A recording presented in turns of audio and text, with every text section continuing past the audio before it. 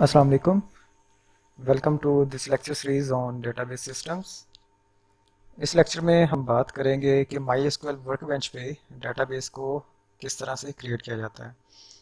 However, हमने अपनी previous lectures में डेटाबेसेस क्रिएट करना सीखी थी इन MySQL command line client, but इस वीडियो में हम MySQL वर्कबेंच पे डेटाबेसेस को क्रिएट करना सीखेंगे।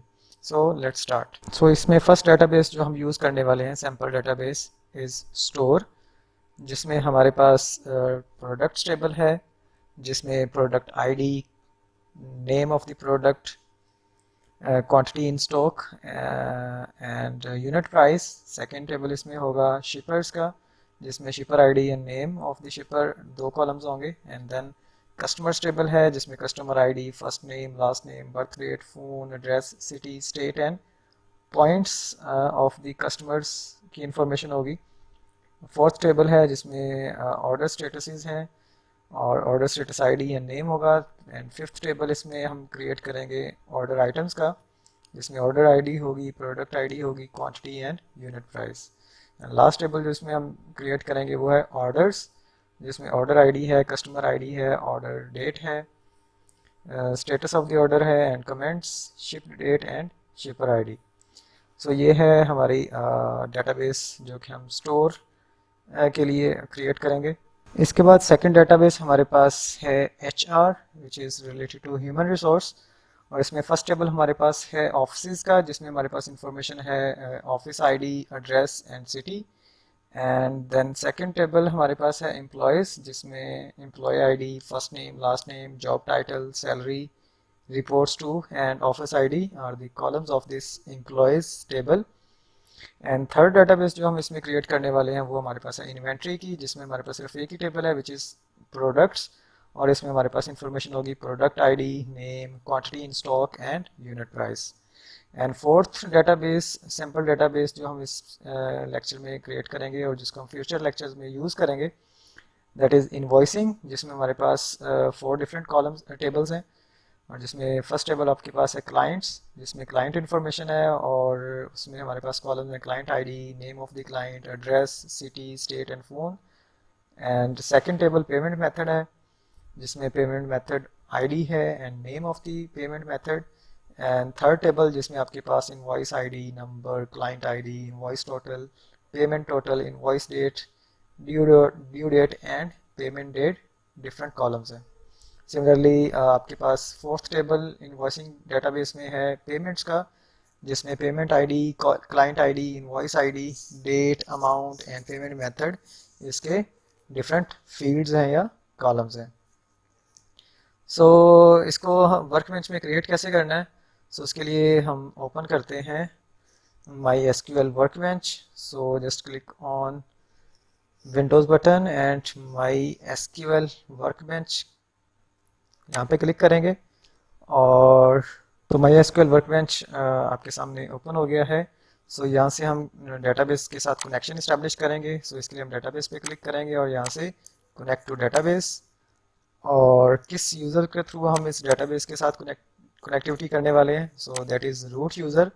एंड इसके बाद हम ओके पे क्लिक करेंगे और यहाँ से हम इसका पासवर्ड देंगे रूट यूज़र का, एंड देन फिर हम क्लिक करेंगे okay. So as you can see we are logged into MySQL workbench. So यहाँ पे आपके पास डिफरेंट टूल्स हैं। यहाँ अगर आप create a new SQL tab for executing queries, SQL की डिफरेंट क्यूरीज राइट करने के लिए आप यहाँ पे क्लिक करेंगे और आपके सामने एक विंडो ओपन हो जाएगी जहाँ पे आप डिफरेंट SQL की क्यूरीज राइट कर सकते हैं। सिमिलरली नेक्स्ट अगर आपकी कुछ SQL क्यूरीज कहीं पे SQL स्क्रिप्ट या SQL क्यूरीज की किसी फाइल में राइट की हुई पड़ी हैं, आप उसको भी ओपन कर सकते हैं। सिमिलरली यहाँ पे आपके पास टूल्स हैं to create different new schemas and new tables and so on. इसी तरह यहाँ पे एडमिनिस्ट्रेशन नेविगेटर है, एंड सिमिलरली यहाँ पे आपके पास स्कीमाज नेविगेटर है। एडमिनिस्ट्रेशन नेविगेटर में आप डिफरेंट एडमिनिस्ट्रेशन से रिलेटेड टास्क परफॉर्म करने के ऑप्शंस हैं, एंड सिमिलरली स्कीमाज में आपके पास डिफरेंट डेटाबेसेस से रिलेटेड आपके पास इंफॉर्मेशन है। सो करंटली हमारे पास जस्ट 4 डेटाबेसेस हैं। जिनमें से company, online shop and school की डेटाबेसेस हमने अपने प्रीवियस लेक्चर में क्रिएट की थी using MySQL command line client. और फोर्थ जो यहाँ पे आपको सिस के नाम से डेटाबेस नज़र आ रही है, ये MySQL की डिफ़ॉल्ट डेटाबेस है जो कि इसके इंटरनल एक्टिविटीज़ को देखने के लिए यूज़ होती है। सो यहाँ पे मैंने जो हमने डेटाबेसेस अभी डिस्कस की उसकी मैंने एक सीक्वल स्क्रिप्ट फाइल क्रिएट की हुई है। सो हम वो पहले ओपन करते हैं। ये इंडिविजुअल स्क्रिप्ट भी हैं और यहाँ पे ऑल डेटाबेसेस का एक कंबाइंड स्क्रिप्ट भी है। सो अगर मैं इस पर डबल क्लिक करता हूँ तो it will opens up in MySQL। So as you can see यहाँ पे ये इसको मैं कॉपी करके जो हमने कनेक्शन इस्टेब्लिश किया हुआ है मैं उसमें पेस्ट करता हूँ और अनकनेक्टेड को मैं यहाँ से क्लोज कर रहा हूँ। So as you can see यहाँ पे ऑलमोस्ट सारी वही कमांड्स हैं जो कि हमने अपने प्रीवियस लेक्चर में देखी थी जब हमने डेटाबेसेस क्रिएट करना सीखी थी इन MySQL command line client.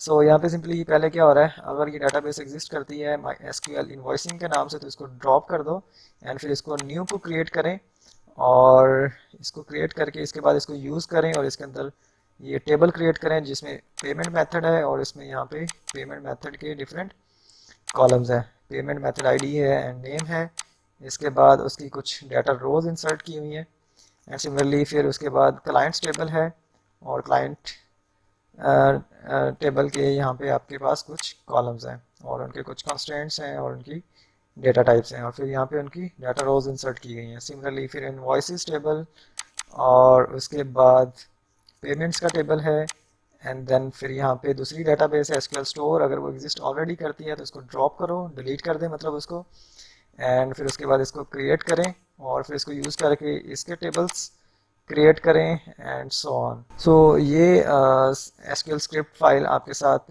Google classroom पे शेयर कर दी जाएगी, so you can practice with this on your MySQL।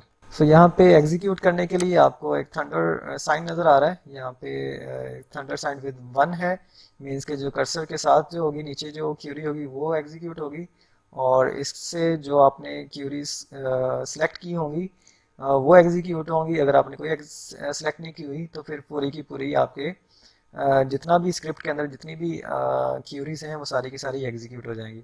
So let's execute all these SQL queries to create all 4 databases. So हम इस पर क्लिक करते हैं ताकि हम ये सारी की सारी डेटाबेसेस और इनमें जो भी टेबल्स हैं उनको क्रिएट करें और उनमें डाटा रोज को इंसर्ट करें। So just click on this thunder sign.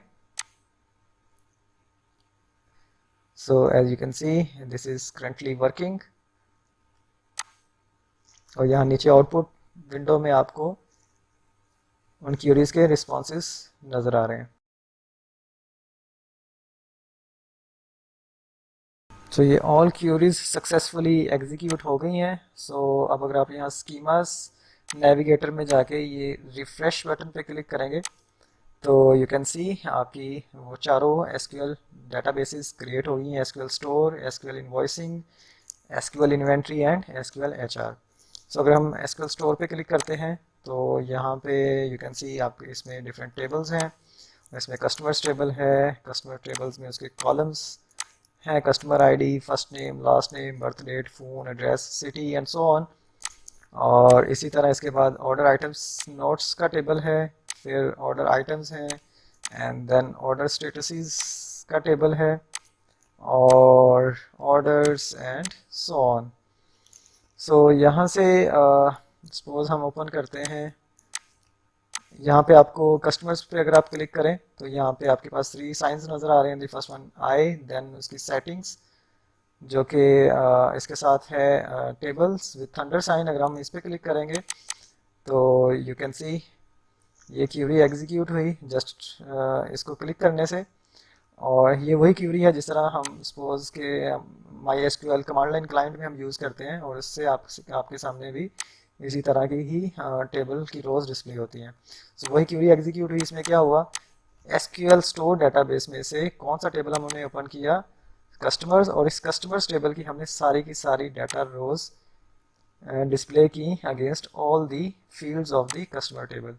तो यहाँ आप देख सकते हैं कि यहाँ पे आपके पास कस्टमर आईडी है, first name of the customer है, last name, birth date, phone, address, city and state and points of the customers. So इसी तरह अगर हम ऑर्डर टेबल्स पे क्लिक करें, सो यहाँ पे आप इस सेंटर पे क्लिक करें तो यू कैन सी यहाँ पे आपके सामने ऑर्डर्स टेबल ओपन हो गया है from the SQL store database. और इसमें ऑर्डर आईडी है, कस्टमर आईडी है, ऑर्डर डेट है, स्टेटसेस हैं, comments, shift date and shipper ID. So यहाँ पे कस्टमर आईडी अगर आपको नज़र आ रही है 6, 7, 8। सो यहाँ पे कस्टमर आईडी का मतलब क्या है कि actually these are relational databases. Relational databases का मतलब क्या होता है कि किसी डेटाबेस के टेबल्स आपस में एक दूसरे से क्या होते हैं, रिलेटेड होते हैं। सो यहाँ पे क्या है, ये जो ऑर्डर्स टेबल है ये एक्चुअली रिलेट करता है या इन रिलेशन है विद कस्टमर टेबल, क्योंकि ये कस्टमर आईडी जो है ये प्राइमरी की है ऑफ द कस्टमर्स टेबल।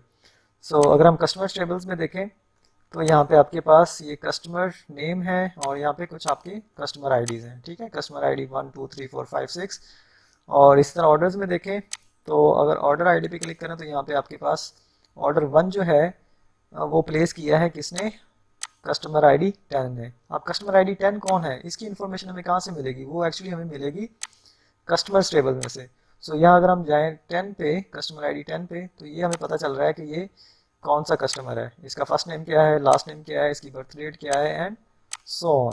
अब रिलेशनल डेटाबेसेस का बेनिफिट क्या होता है। सो अगर हम ऑर्डर्स टेबल में जाएं तो देखें तो सपोज अगर कोई कस्टमर अगर हम यहाँ पे 2 की बात करें तो कस्टमर 2 एक से ज़्यादा सपोज करते हैं ऑर्डर्स प्लेस करता है। सो अगर हमें एक से ज़्यादा प्लेस करता है कस्टमर वो ऑर्डर्स, सो अगर बाद में वो कस्टमर की कोई इन्फॉर्मेशन चेंज होती है, सपोज उसका कॉन्टैक्ट नंबर चेंज होता है, तो उसके लिए हमें हर एक जगह पे जाके उस कस्टमर की इन्फॉर्मेशन को जो कि अपडेट हुई है उसको अपडेट करना पड़ेगा अपनी डेटाबेस के अंदर। सो अगर यहाँ पे उस कस्टमर का सेल फोन नंबर होता है, उसका नेम होता है एंड सो ऑन, सो हमें हर एक रिकॉर्ड के अगेंस्ट उसकी जाके इन्फॉर्मेशन अपडेट करनी पड़नी थी। But it is the beauty of the relational databases कि हम सिर्फ इसको उसकी इन्फॉर्मेशन सिर्फ एक जगह पे रखते हैं और बाकी जगह पे उसको हम उसकी आईडी से रिप्लेस करते हैं।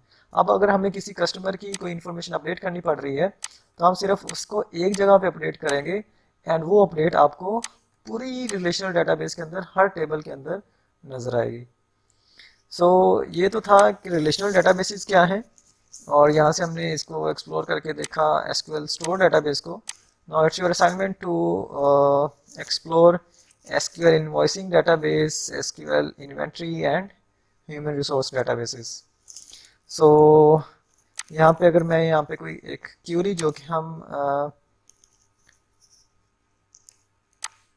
SQL MySQL command line client में हम लोग यूज़ करते थे। सो सपोज हम सिलेक्ट करने के लिए क्या क्यूरी करते थे, किसी डाटाबेस को हम करते थे यूज़ और उसके बाद हम लिखते हैं डाटाबेस का नाम। सो सपोज मैं लिखता हूँ SQL स्टोर। सो सेमीकोलन है, मैं इसको एग्जीक्यूट करता हूँ तो यहाँ पे नीचे आउटपुट में देख सकते हैं use SQL store 0 affected and 0 second means कि ये क्यूरी। और साथ में अगर आप यहाँ पे स्कीमा नेविगेटर में देखें तो यहाँ पे SQL स्टोर आपको हाईलाइटेड बोल्ड में नज़र आ रही है। अब मैं सपोज इसमें से सिलेक्ट करना चाह रहा हूँ, सिलेक्ट, या सपोज मैं टेबल्स शो करना चाह रहा हूँ, शो टेबल्स एंड सेमीकोलन। और अगर मैं इसको एग्जीक्यूट करता हूँ तो यू कैन सी इसके मुझे टेबल नज़र आ रहे हैं कि इसमें कस्टमर्स टेबल है, कस्टमर आइटम नोट्स टेबल है, कस्टमर आइटम्स है, ऑर्डर। एंड सिमिलरली अगर मैं सिलेक्ट करना चाह रहा हूँ, सिलेक्ट स्टार फ्रॉम, सपोज करते हैं हम कस्टमर्स एंड सेमीकोलन, और अगर मैं इसको एग्जीक्यूट करता हूँ तो यू कैन सी कि आपके सामने एक्चुअली इसमें मिस्टेक है क्योंकि कस्टमर डजंट एग्जिस्ट। एक्चुअली इसका नाम कस्टमर्स है। सो इसको अगेन रन करते हैं इस क्यूरी को। So now it's executed successfully और यू कैन सी आपके सामने SQL जो स्टोर डेटाबेस है उसका कस्टमर टेबल आपके सामने यहाँ पे आउटपुट में नज़र आ रहा है आपको। सो इससे आपको आइडिया हो गया होगा कि जो my SQL command line client में हम जो क्यूरी यूज़ करते हैं उन्हीं के अगेंस्ट हम यहाँ पे बहुत सारे एक्शंस ऐसे हैं, बहुत सारे काम ऐसे हैं जो कि हम सिर्फ क्लिक और क्लिक करने से या ड्रैग एंड ड्रॉप करने से हम लोग वो टास्क परफॉर्म कर लेते हैं। लेकिन अगर वही काम हम क्यूरी से करना चाह रहे हैं तो वो भी हम लोग कर सकते हैं। So that's it for this lecture. अल्लाह हाफिज़।